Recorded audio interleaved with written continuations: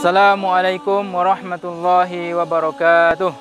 Alhamdulillahilladzi qad akhraja nata'ijal fikri li arbabil hija.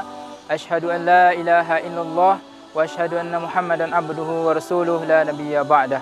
Bersyukur kita kepada Allah Subhanahu wa taala, alhamdulillah, dan berselawat kita kepada Nabi Muhammad sallallahu alaihi wasallam. Allahumma salli ala sayyidina Muhammad wa ala ali Muhammad.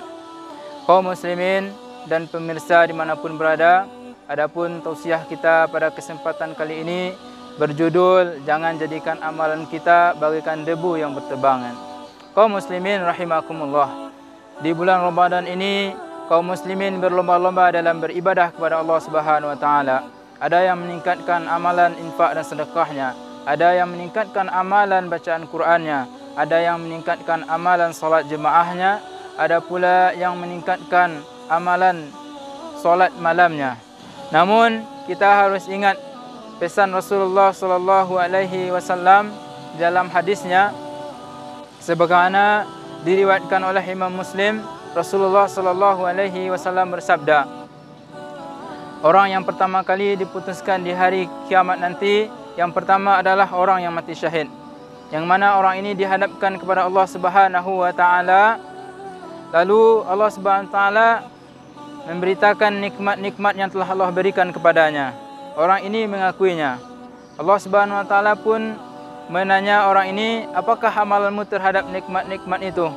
Maka orang ini menjawab, aku berperang untukmu sehingga aku mati syahid.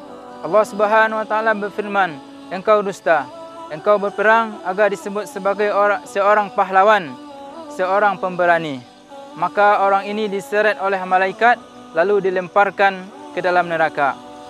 Yang kedua adalah orang yang mempelajari agama dan mengajarkannya dan membaca Al-Quran.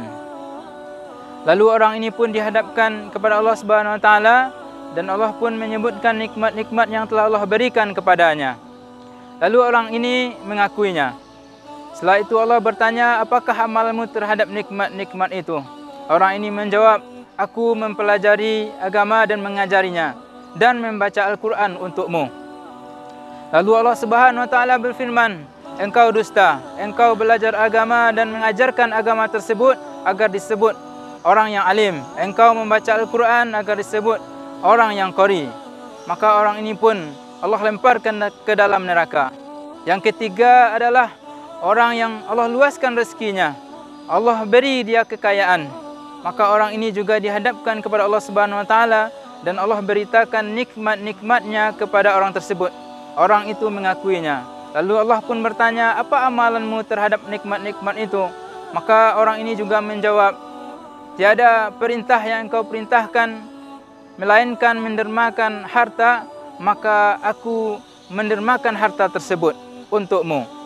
Maka Allah Subhanahu wa taala berfirman, engkau dusta. Engkau mendermakan harta, menginfakkan harta, mensedekahkan harta hanya supaya disebut sebagai seorang yang dermawan.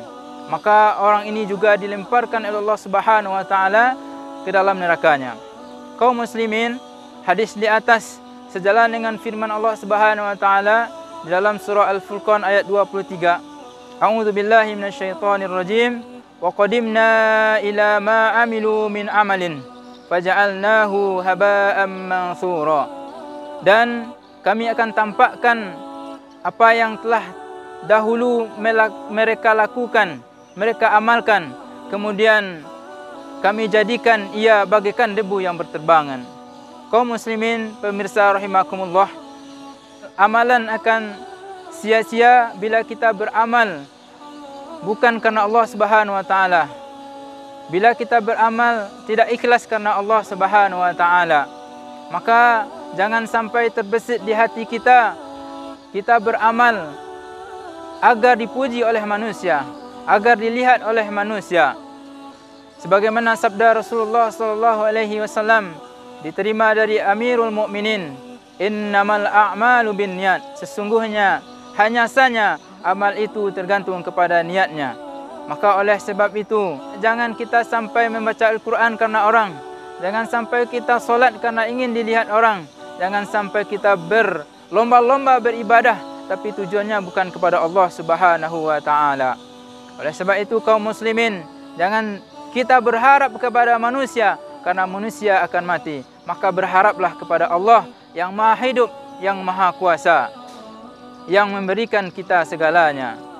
Mudah-mudahan tausiah yang singkat ini bermanfaat bagi kita semua. Hatta huna kalami. Syukran ala ihtimamikum. Assalamualaikum warahmatullahi wabarakatuh.